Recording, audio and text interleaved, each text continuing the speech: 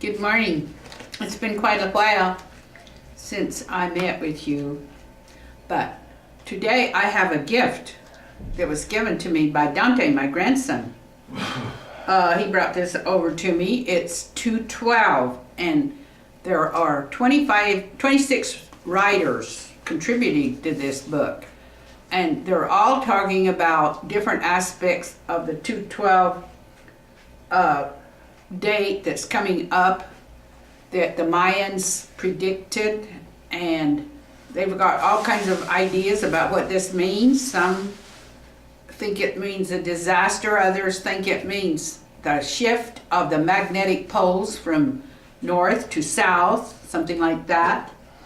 And I've been reading this book. Now, I don't understand all of the terminology at all, but when you read a book like this, you absorb a lot of it, or at least you absorb something that is, that gives you something.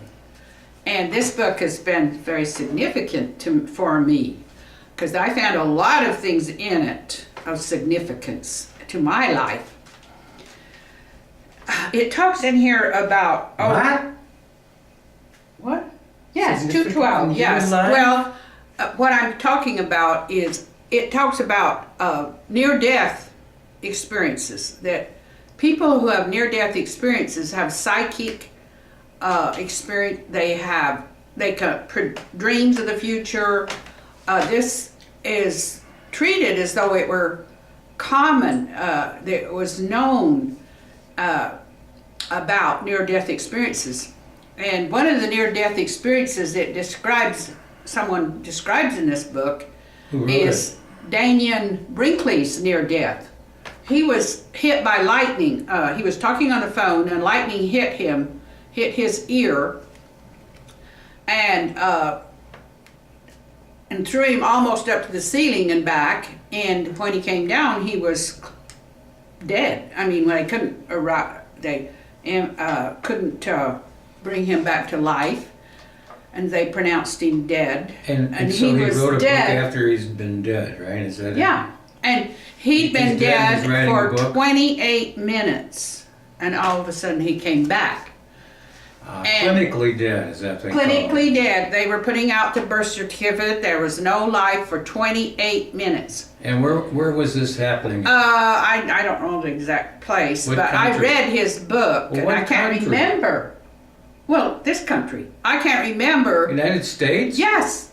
It was just a near-death experience, and he's a psychic. And after that, he was a psychic, but he said that he went down a tunnel, and he met up with a spirit who was like silver. And he said he went through looking at all his past life, almost like a movie, and he saw it all in fast play and saw everything that he had done. And that was a past life recall, he called it. And after he had looked at all of that, then he described a lot of other things. And in his book, he described seeing the wonderful, beautiful terrain of this, where he was, like heaven.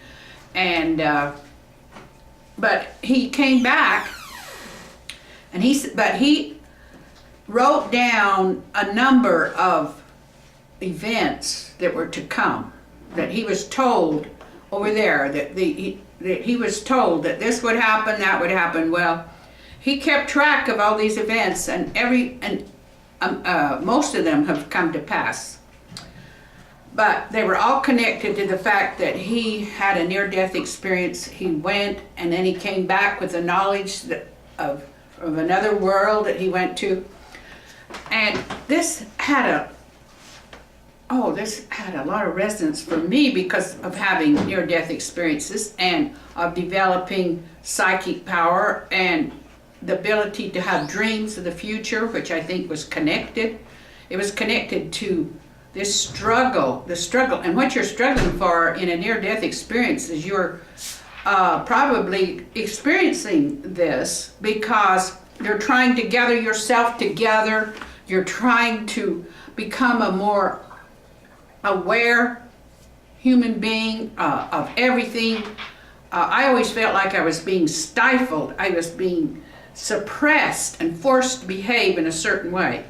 And this was not productive. This wasn't going to get me anywhere, spiritually or anywhere else. And I had to break loose of this. And in breaking loose, I had some near-death experiences just from being different, from exhibiting behavior that they didn't think was normal, and then people would put high pressure on me or threaten me, or and doctors did this as well as people, that they threatened, almost took my life, just trying to help me with how they interpreted. You know, they interpreted my behavior as abnormal, so they were trying to snap me back.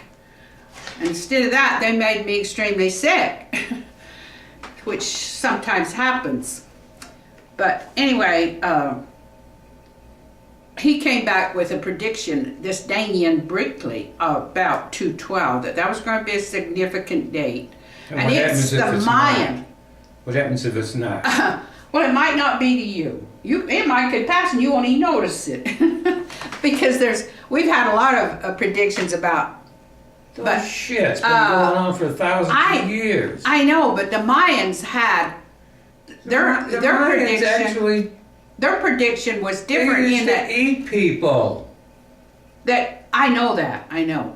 But anyway, the Mayans had this calendar and this knowledge, and in this book it says that made it up like everybody else does. No, hey, show some respect.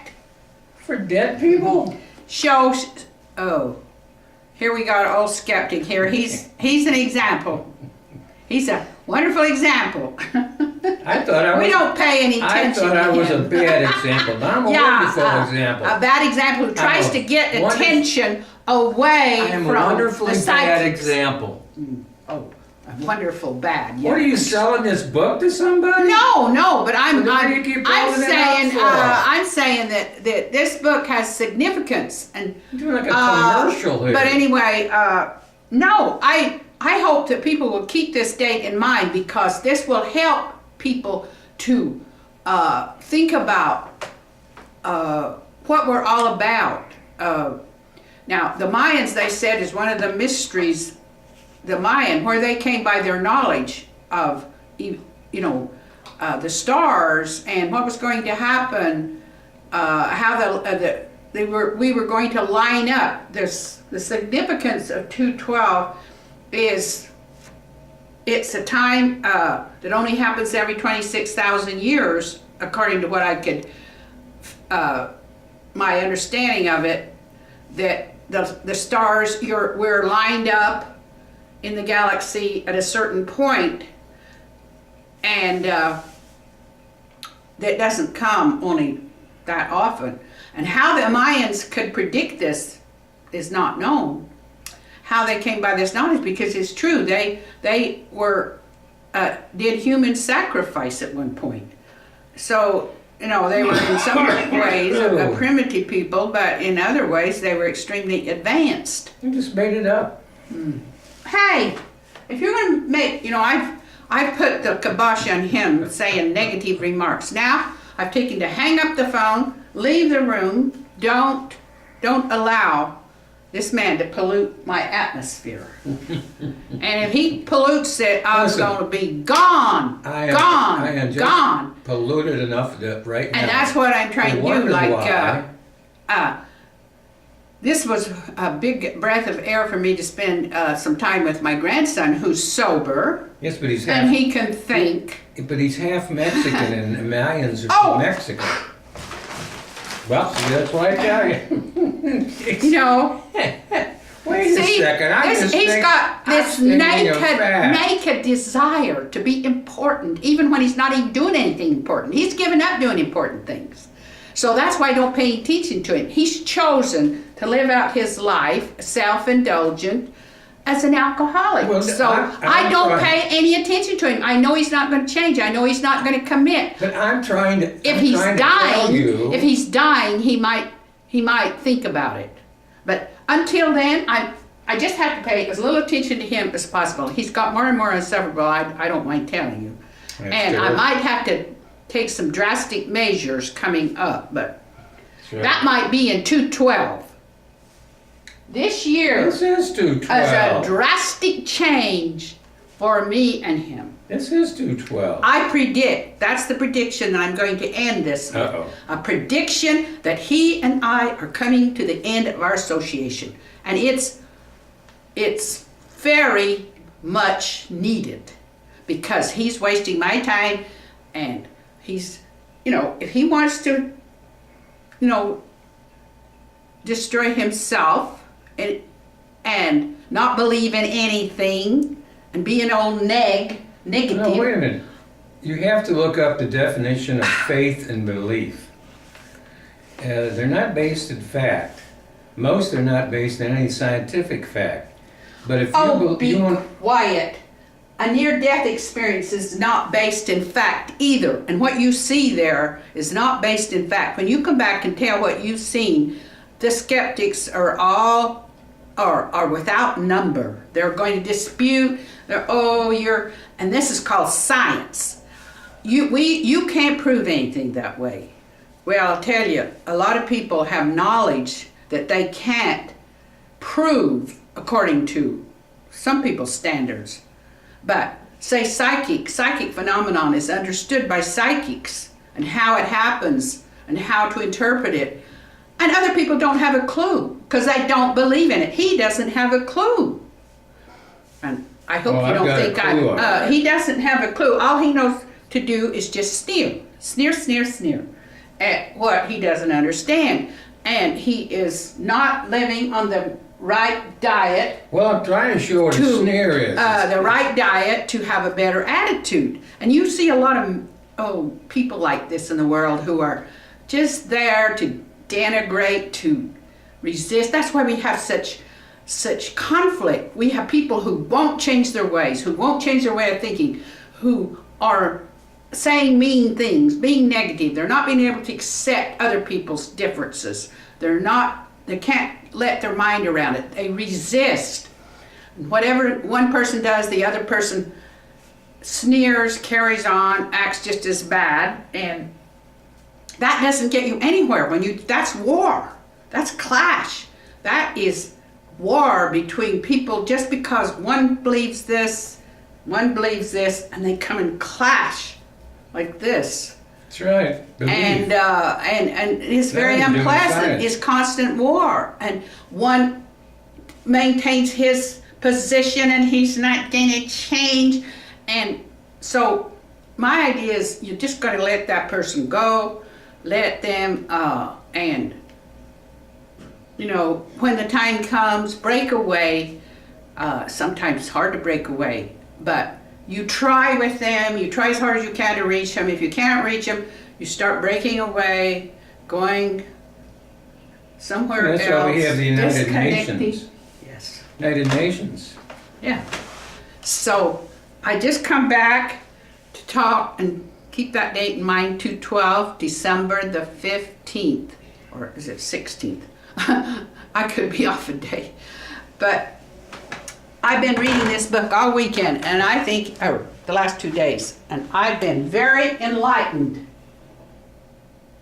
I haven't hardly seen him at all.